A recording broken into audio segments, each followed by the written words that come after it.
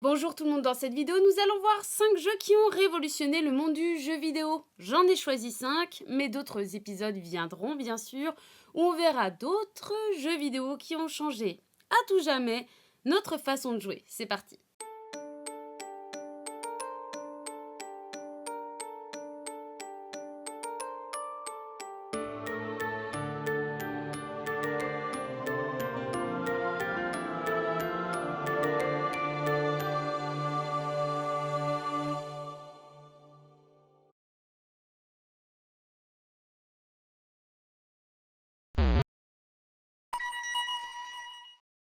Super Mario Bros. Ce jeu vidéo de plateforme développé et édité par Nintendo, sorti en 1985 sur Nintendo Entertainment System, est le premier jeu de la série Super Mario. Il a connu un véritable succès avec plus de 43,17 millions d'exemplaires vendus dans le monde et est l'un des plus grands succès réalisés par Shigeru Miyamoto et Takashi Tezuka.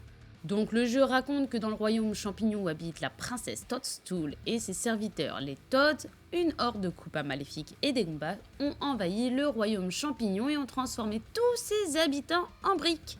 Et Bowser aurait kidnappé la princesse Toadstool alors qu'elle seule peut sauver son royaume. Mais notre courageux Mario, après avoir été averti de la situation, partira à la recherche de la princesse pour la sauver du dangereux Bowser.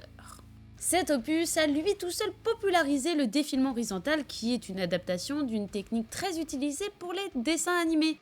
Le jeu d'arcade Moon Patrol, sorti en 1982, a lui aussi mis en avant cette technique, mais Super Mario Bros l'a vraiment bien mis sur le devant de la scène. Son gameplay formidable avec l'inertie donnant une expérience plus réaliste. Non, ce jeu est une révolution des jeux vidéo, et en plus de ça, il est intemporel, car il vieillit très bien.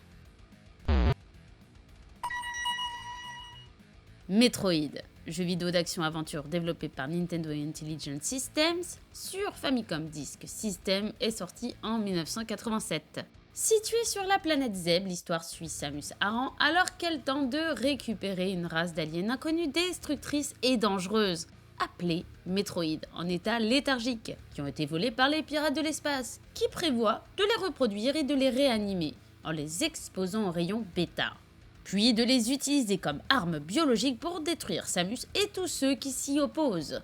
Avec son gameplay qui mélange jeu de plateforme, d'aventure et de shoot'em up dans un monde ouvert, Metroid est révolutionnaire rien que pour le fait de débloquer progressivement des équipements, des armes mais aussi des zones du jeu auparavant bloquées, mais aussi de devenir plus fort au fur et à mesure. Le joueur contrôle le personnage qui peut se déplacer où il le désire, à gauche, à droite et revenir dans des endroits déjà visités, dans un univers comportant plusieurs zones interconnectées. Ce jeu est culte et un terme a été inventé pour parler des jeux ressemblant à la franchise, le terme de Metroid-like. D'ailleurs, on en parlera dans une prochaine vidéo, mais savez-vous qu'un autre terme a été inventé? Celui de Metroidvania pour parler de Castlevania avec son inspiration sur la structure de Metroid. Sur le fait de pouvoir revenir sur ses pas une fois que les techniques ou autres objets soient récupérés pour ensuite accéder à certaines zones. En tout cas, le premier opus de Metroid est un classique qu'il faut connaître.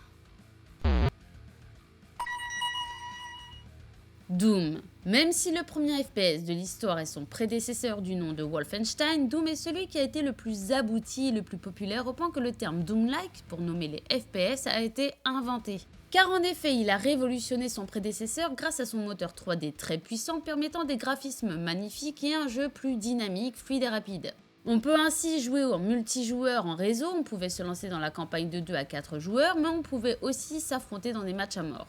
Le jeu permettait également aux joueurs de créer leur propre contenu, comme des nouveaux niveaux par exemple. Développé et édité par id Software et publié le 10 décembre 1993, Doom sort à midi sur plusieurs sites de téléchargement. Cette date est parfois surnommée par les anglophones Doomsday, qui signifie le jour du jugement dernier.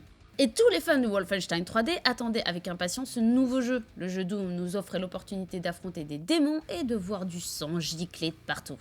On y incarne donc le Doom Guy ou Doom Slayer, un marine qui après insubordination pour avoir assailli un officier supérieur lui ayant ordonné de massacrer des civils sans défense, est envoyé dans l'Union Aerospace Corporation, sur la planète Mars. Sur Mars! Un complexe militaro-industriel interplanétaire traitant des déchets radioactifs, mais où également ont lieu des expériences secrètes sur la téléportation. Mais voilà que les expériences menées par l'armée provoquent l'ouverture d'un portail interdimensionnel avec l'enfer.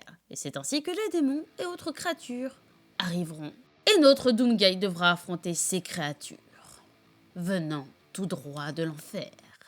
Les graphismes en 3D révolutionnaires pour l'époque ainsi que le gameplay et l'ambiance ont conquis les joueurs. Si vous aimez Doom autant que moi, c'est-à-dire énormément, faut le dire, n'hésitez pas à aller voir ma vidéo sur les origines et l'histoire de Doom. Je mettrai le lien en description et à la fin de la vidéo.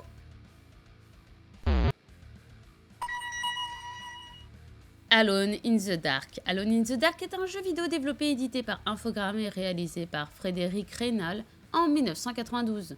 Il s'agit d'un jeu d'aventure qui est ce qu'on peut appeler le premier de type Survival Horror en 3D. Et oui, c'est le jeu qui a inspiré le premier Resident Evil, et c'est pour ça que Alone in the Dark a révolutionné le monde du jeu vidéo, car c'est lui qui est à la base du Survival Horror.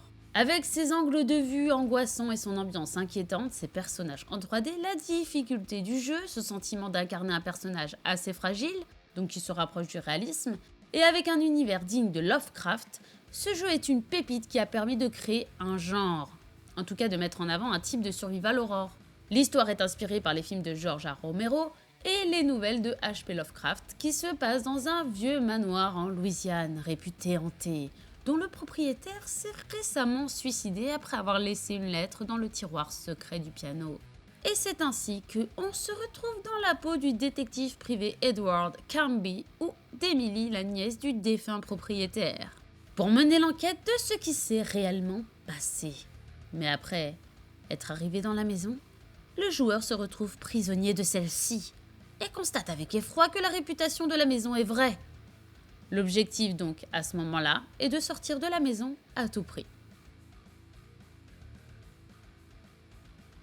Un très bon jeu et on le remercie d'avoir incité d'autres développeurs de continuer sur la voie du Survival Horror. Grand Theft Auto. Ce jeu vidéo d'action-aventure développé par DMA Design, sorti en octobre 1997, premier opus qui donnera son nom à une série culte. Je veux bien sûr parler donc de GTA. Ainsi, le joueur incarne un délinquant ayant pour objectif de commettre des vols à main armée, en parcourant les villes avec la possibilité d'utiliser divers véhicules terriens, marins ou aériens. Liberty City, Vice City et San Andreas sont les villes du jeu. Et on peut dire que ce jeu a révolutionné le monde du jeu vidéo. GTA fait office de précurseur en la matière et pareillement on appelle les GTA-like les jeux qui suivent et qui ressemblent à cet opus.